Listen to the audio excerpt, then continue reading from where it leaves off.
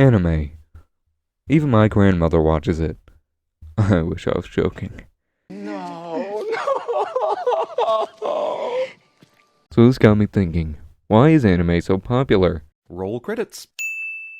No, if you're a logical viewer, you're probably thinking, well, after Japan got the sun dropped on them twice, they decided war wasn't the best idea. This left their artists fat and happy off propaganda money in need of a job. Mix this with post-war Japan's desperate need for entertainment, and we got this. Yeah, you can't convince me this was a natural evolution. Disappointed! You see, I know the truth. Anime didn't start from basic socioeconomics, no. It all started with a fat dose of radiation. So let's take it back to the beginning. August 6, 1945.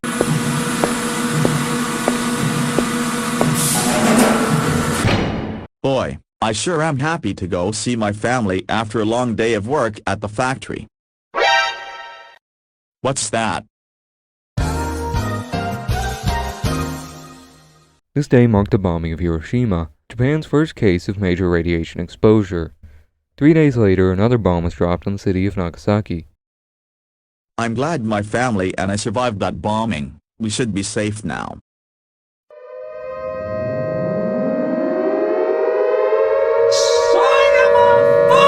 And a few months later, a man named Okawa Hiroshi founded Toei Animation, which is widely regarded as the beginning of the anime boom. And you're probably thinking, well, anime started in a country that was exposed to nuclear radiation, but surely that's just a coincidence.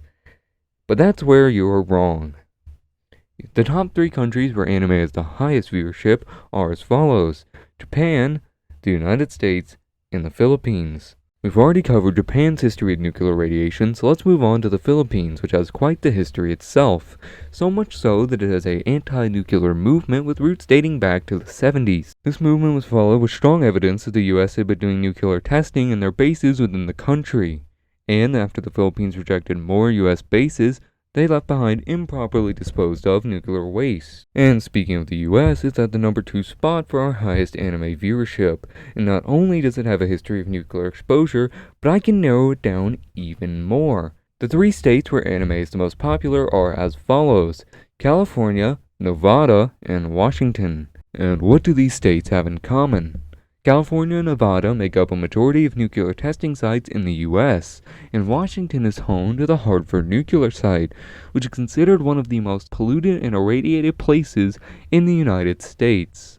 But we can get even more specific. The state where hentai is the most popular is Wisconsin, which was used as grounds to test the effects of nuclear radiation on trees. That's right. There's an entire forest in Rhinelander, Wisconsin that is considered irradiated. Everywhere you look and see anime, you can find nuclear radiation. And you can't convince me that it's just a coincidence. Anyways, that's all I've got for this week. I'm gonna go clear my browsing history in hopes to avoid getting put on every watch list imaginable. You know, and I'm not judging you, but I'm just saying everybody else is gonna. Bye.